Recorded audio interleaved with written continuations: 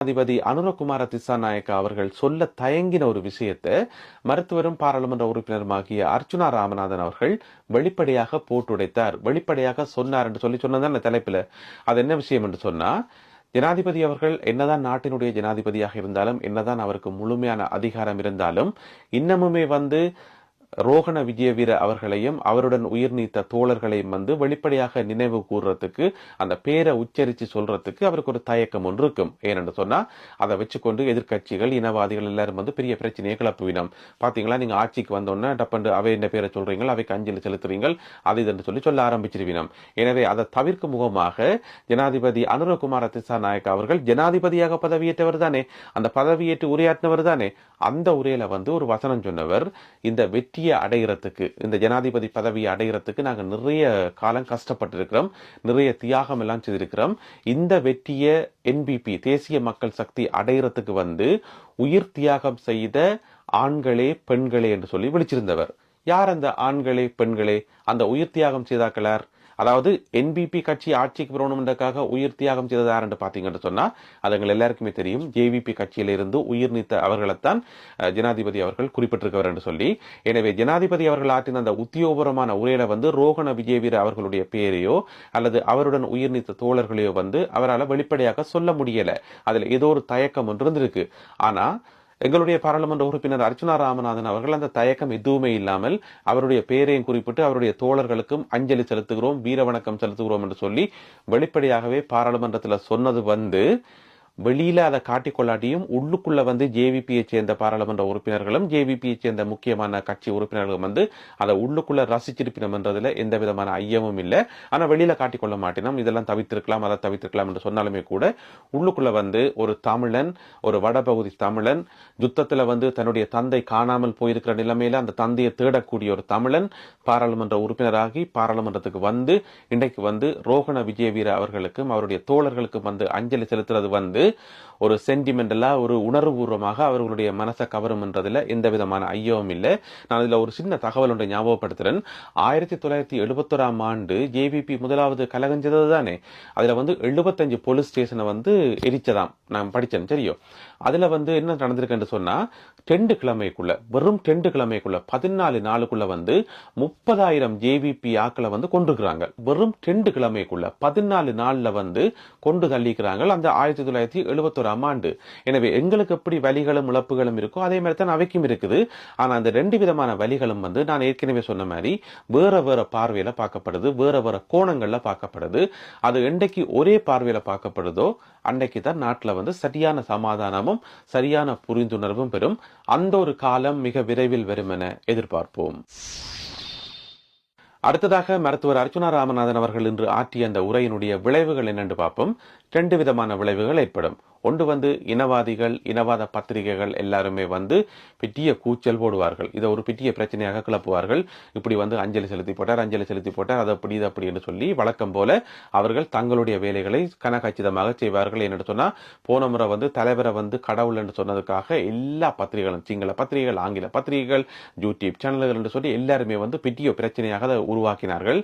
அதிலேயும் நான் ஆங்கில பத்திரிகையில பாத்தீங்கன்னு சொன்னா, சண்டே டைம்ஸ் பத்திரிகை தவறாமல் வாசிக்கிறேன். நான் அதுல ரிப்பான் விங்கிள் என்று சொல்லி ஒரு கொலம் ஒன்று வாரது, ஒரு பத்தி ஒன்று வாரது. அந்த ரிப்பான் விங்கிள் பத்தியில அடிக்கடி கடிதங்கள் எழுதப்படும், யாராவது ஒரு ஆளுக்கு கடிதங்கள் எழுதப்படும். இந்த ஞாயிற்றுக்கிழமை எழுதப்பட்ட கடிதம் யாருக்கு என்று பாத்தீங்கன்னு சொன்னா, எங்களுடைய தலைவருக்கு மை டியர் வேலுப்பிள்ளை என்று சொல்லி ஆரம்பிச்சு அந்த கடிதம் போகுது. அதுல கணக்க விஷயங்கள் சொல்லி போட்டு என்ன சொல்லி நம்ம சொன்னா, சிங்கள தரப்பில் இருக்கிற இனவாதிகளும் தமிழ் தரப்பில் இருக்கிற புதிய இளைய டாக்டரும், அதாவது டாக்டர் அர்ச்சுனா ராமநாதன் அவர்களும் உங்களுடைய பேரை பயன்படுத்தினோம், உங்களுடைய பேரை சொல்லித்தான் அரசியல் செய்யணும். எனவே விமல் வீரவன்ச, நாமல் ராஜபக்ச மாதிரியான ஆக்களும் ஒன்றுதான், அர்ச்சுனா ராமநாதனும் ஒன்றுதான் என்று சொல்லி அந்த பத்தியில எழுதப்பட்டிருந்தது. இந்த மாதிரி பெரும்பாலான ஆங்கில ஊடகங்களும் பெரும்பாலான சிங்கள ஊடகங்களும் மருத்துவர் அர்ச்சுனா ராமநாதன் அவர்கள் தலைவரை கடவுள் என்று சொன்னதை கடுமையாக கண்டிச்சிருந்தது. எனவே இன்றைக்கு பாராளுமன்றத்தில் உரையாற்றி இருக்கிறார். இதனுடைய விளைவுகள் எப்படி இருக்கும் என்றதை எங்களால் ஊகிக்க முடியும். அது மட்டும் இல்லாமல் அவர் பாராளுமன்றத்தில் உரையாற்றி போட்டு வெளியில வராக்கு முதலே அதை பிழையா மொழிபெயர்த்து, அதாவது தன்னுடைய தந்தையார் அவர்கள் இயக்கத்தினுடைய காவல்துறையில இருந்தார் என்று சொல்லி அர்ச்சுனா அவர்கள் சொன்னதை அவரே காவல்துறையில் இருந்தார் என்று சொல்லி மொழிபெயர்த்து இப்ப உலாவ விட்டுக்கிறாங்களாம். இனி அது ஒரு பெரிய பிரச்சனையாக போகும். இது முதலாவது விளைவு. 2வது இன்னும் ஒரு விளைவு ஒன்று இருக்கு. என்னென்று சொன்னா, ஓரளவு சிந்திக்கக்கூடிய சிங்கள மக்கள், சிங்கள புத்திஜீவிகள், சிங்கள ஊடகங்கள், அந்த ஒரு நியூட்ரலா சிந்திக்கக்கூடிய ஆக்கள், பக்கம் சாராம சிந்திக்கக்கூடிய ஆக்கள் சிந்திப்பிடம் என்னன்னு சொன்னா, 15 வருஷம் கழிச்சும் யுத்தம் முடிஞ்சு 15 வருஷம் கழிச்சு இன்றைக்கு ஒரு ஆள் வந்து புதுசா வந்த ஒரு ஆள் எந்த பின்புலமும் இல்லாமல் புதுசா வந்த ஒரு ஆள் வந்து தலைவருக்கும் அஞ்சலி செலுத்தி ரோகண விஜயவீர அவர்களுக்கும் அஞ்சலி செலுத்தார் என்று சொன்னா அதை ஒரு முக்கியமான விஷயமாக எடுத்து பார்ப்பினோம். இதுக்கு பின்னால் என்ன இருக்குது, என்ன உளவியல் இருக்குது, இதன் மூலம் அவை என்ன சொல்ல வெறினம், தமிழ் மக்கள் என்ன சிந்திக்கணும், தமிழ் மக்கள் வந்து உண்மையிலேயே பிரிவினவாதிகள் தானா, அப்படி பிரிவினவாதிகளாக இருந்தால் ஏன் ரோகண விஜயவீரருக்கு அஞ்சலி செலுத்தணும் என்று சொல்லி நிறைய கேள்விகளை வந்து தங்களுக்குள்ள கேட்பினோம். எனவே இப்படியான ஒரு விளைவும் ஏற்படும். எனவே 2 விதமான விளைவு ஏற்படும். ஒன்று வந்து மோசமான விளைவு, அது எல்லாருக்கும் தெரிஞ்ச விஷயம்தான். மற்றது வந்து இப்படியான ஒரு விளைவும் ஏற்படுறதுக்கு வாய்ப்பு இருக்கு. எனவே எந்த விளைவு ஏற்பட்டாலும் அது நல்ல விளைவாக ஏற்பட்டு இனங்களுக்கு இடையில வந்து ஒற்றுமையை கொண்டுவரணும், நாடு வந்து அமைதியாக இருக்கணும், நல்லா இருக்கணும். இதுதான் எங்களுடைய விருப்பம். அதோட இன்னும் ஒரு முக்கியமான விஷயம், நான் ஆச்சரியப்பட்ட விஷயம் என்னன்னு சொன்னா, இப்பதான் சிஐடிக்கு வந்து நிறைய முறைப்பாடுகள் கொடுத்துக்கிறாங்க. எத்தனையோ கட்சிகள் அமைப்புகள் போயிட்டு முறைப்பாடு கொடுத்தது டாக்டருக்கு எதிராக.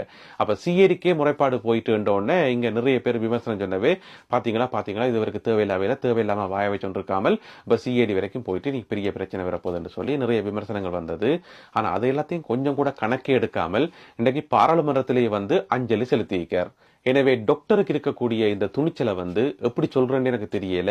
இதை துணிச்சல் என்று சொல்றதா, அசட்டு துணிச்சல் என்று சொல்றதா, அல்லது இது காலத்தினுடைய கட்டாயம் என்று சொல்றதா, அல்லது இனிமேலும் இதுதான் நடைமுறை, இப்படித்தான் இருக்கும் என்று சொல்லி அப்படி புரிஞ்சு கொள்றதா, அல்லது இலங்கையில வந்து பேச்சு சுதந்திரம், கருத்து சுதந்திரத்துக்குரிய அந்த கதவு திறக்கப்பட்டிருக்குது, ஜனாதிபதி அனுரகுமார திசாநாயக்க அவர்களுடைய ஆட்சி காலத்துல வந்து இப்ப வந்து சகலருக்கும் வந்து பேச்சு சுதந்திரம் வழங்கப்பட்டிருக்கு என்று சொல்லி அப்படி எடுத்துக்கொள்றதா, இதை எப்படி விளங்கிக் கொள்றதுன்றதை உடனடியாக தீர்மானிக்க முடியல. அதை கூட காலம் உணர்த்தும் என்றதுல எந்த விதமான சந்தேகமும் இல்லை. Honorable Speaker, esteemed members of Parliament and the beloved citizens of the motherland called Eelam, வரலாற்றை அர்ப்பணிப்பிலிருந்து ஆரம்பிக்க ஆசைப்படுகிறேன். என் உயிரிலும் மேலான என் இனத்தின் மானம் காத்த வீரத்தமிழன் இருந்தால் தலைவன், இல்லையேல் இறைவன் என போற்றப்படுகின்ற அன்புக்கும் மதிப்புக்கும் உரிய மேதகு அவர்களுக்கும், அவர் காட்டிய வாழ்வில் உயிரை துச்சமென மதித்து என் இனத்தின் மானம் காத்த வீரமறவர்களுக்கும், அதேபோல் இதுவரை காலமும் நடந்த இந்த கோர யுத்தத்தால் பாதிக்கப்பட்ட உயிரிழந்த சகல முஸ்லிம், சிங்கள, தமிழ் இளைஞர்களுக்கும், முக்கியமாக ரோகண விஜயவீர மற்றும் அவர்களுடைய தோழர்களுக்கும் எனது வீர வணக்கத்தையும் அஞ்சலியையும் தெரிவித்துக் கொள்கிறேன்.